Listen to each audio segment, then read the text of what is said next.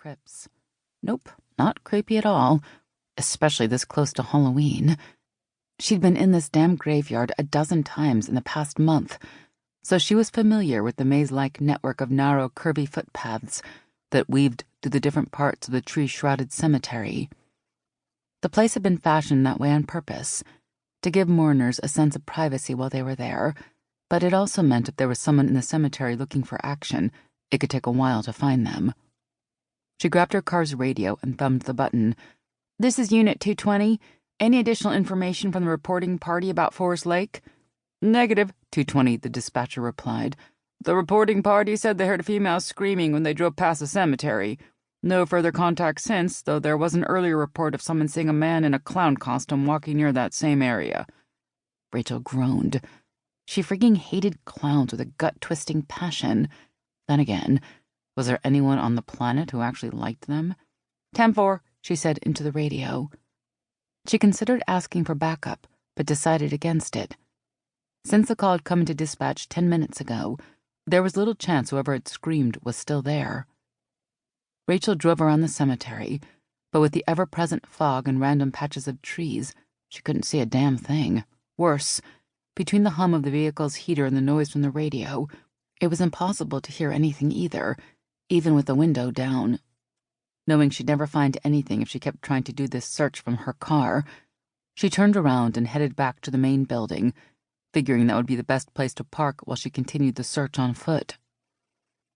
Letting the dispatcher know she was getting out of the vehicle to look around, she shoved open the door. She shivered, trying to keep her teeth from chattering the moment the freezing fall wind hit her. Crap, it shouldn't be this cold in Chattanooga already. The weather forecast had mentioned a possibility of snow tonight, and from the way her breath frosted in the air, she could believe it. She turned down the volume on the mobile radio attached to her equipment belt, putting some distance between herself and the distracting sound of the patrol car's hot engine ticking, straining her ears to pick up anything suspicious. She kept one hand on the weapon holstered on her hip as she moved away from the car and farther into the graveyard, letting her eyes and ears slowly adjust to the darkness and the night sounds around her as she swung her flashlight back and forth. The moon was out tonight, but with the fog it was like she was walking around in a bubble, cut off from everything around her. She couldn't see or hear anything. There could be someone standing only a few yards away and she'd never know it. Crap. There could be a psycho in a clown costume behind the next tombstone for all she knew. Rachel shivered as tingles ran up her back. She cursed silently. She refused to let her unreasonable fear of clowns freak her out. She walked slowly along the paths that separated the various sections of the graveyard from each other, stopping occasionally to shine her flashlight into the woods that lined the east side of the cemetery.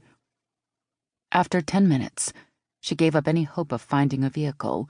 After 20, she was convinced the entire call had been a hoax. There was nobody out here. She hadn't gone more than a half-dozen steps back toward her patrol car when a cracking sound from off to the right made her turn. Any country girl who'd spent time in the woods knew that sound. Someone had stepped on a big stick, breaking it. She immediately headed that way, aiming her flashlight in the direction of the noise, her other hand still resting on her weapon.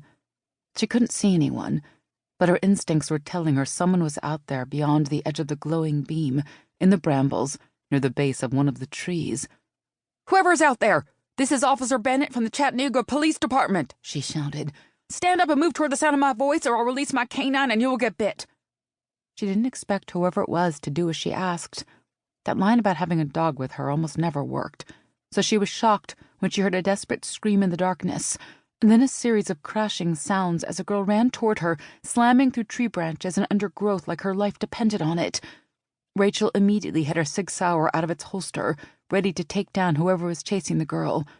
The teen collapsed to her knees the moment she cleared the wood line, crying, shaking, and gasping for breath in the circle of Rachel's flashlight. Slipping the flashlight in her belt, Rachel hurried over and dropped to a knee beside the terrified girl, wrapping one arm around her shoulders and pulling her close while keeping her .45 caliber pointed at the dark woods.